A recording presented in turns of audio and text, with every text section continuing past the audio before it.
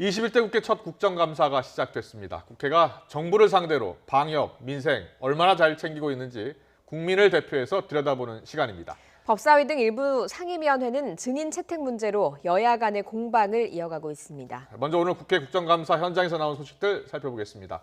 삼성전자 간부가 국회 출입기자 신분으로 국회를 자유롭게 드나든 것으로 드러났습니다. 문제를 제기한 정의당 류호정 의원은 이 간부가 국민의힘의 전신인 새누리당 당직자였던 것으로 파악됐다며 큰 문제라고 지적했습니다. 국회 취재기자 연결합니다. 김대근 기자.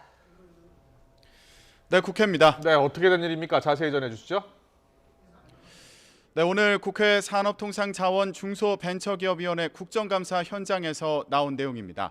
정의당 류호정 의원은 삼성전자 부사장을 증인으로 신청한 뒤 의원실에 매일같이 찾아온 삼성전자의 한 임원이 언론사 기자 출입증으로 국회를 드나든 것을 확인했다고 밝혔습니다. 국회 출입을 위해서는 의원실 확인이 필요한데 이런 절차 없이 자주 찾아온 삼성전자 관계자가 있어 출입 경위를 알아봤더니 한 언론사의 출입증을 갖고 있었고 국회 사무처의 상시 출입기자 명단에도 등록돼 있었다는 겁니다.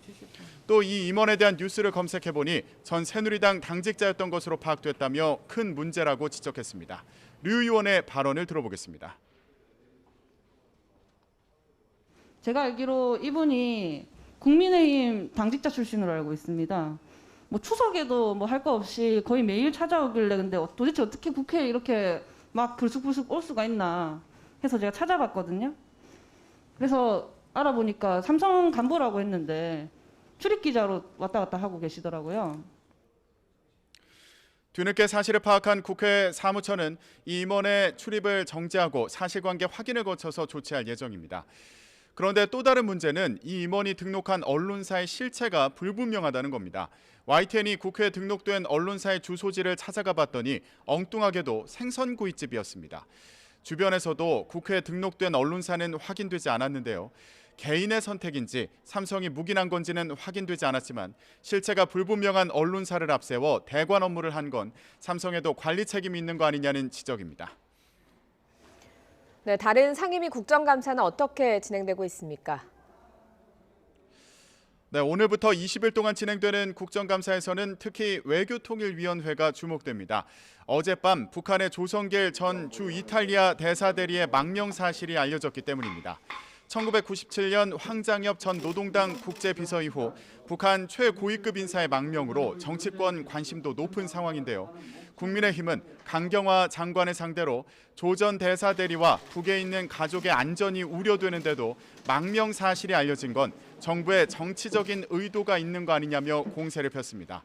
강 장관은 조 전 대사대리의 신변 안전이 최우선이라며 망명 사실이 공개된 건 문제라고 말했습니다. 들어보겠습니다. 어떤 정치적인 목적 때문에 어제라는 날짜를 골라서 국감이 시작하기 하루 전에 발표를 한 것인지 좀 문제인 것 같습니다. 정부로서는 그 안전을 위주로 또 그 본인의 바람에 따라서 일을 처리하는 것이 최우선 원칙이라고 생각하고 외통위에서는 이 밖에도 강경화 장관 남편의 출국 논란도 쟁점인데요.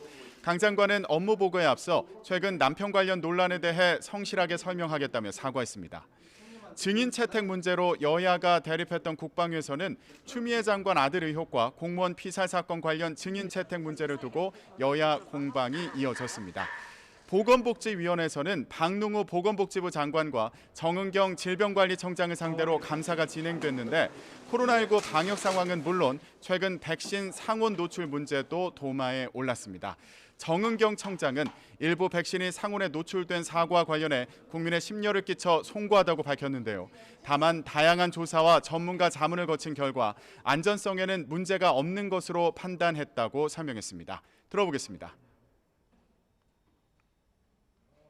인플루엔자 백신 공급 관련한 문제로 국민들께 큰 심려를 끼쳐드린 점 진심으로 송구합니다. 백신 관리 및 유통 과정에 대한 개선 방안도 마련하겠습니다. 이번 국감은 코로나19 예방을 위해 비대면 화상회의 방식이 도입됐다는 점도 주목되는데요. 보건복지위는 국회와 보건복지부가 있는 세종, 질병관리청이 있는 오송을 화상으로 연결하고 외통위도 재외공관에 대한 현지 국감은 진행하지 않습니다. 지금까지 국회에서 YTN 김대근입니다.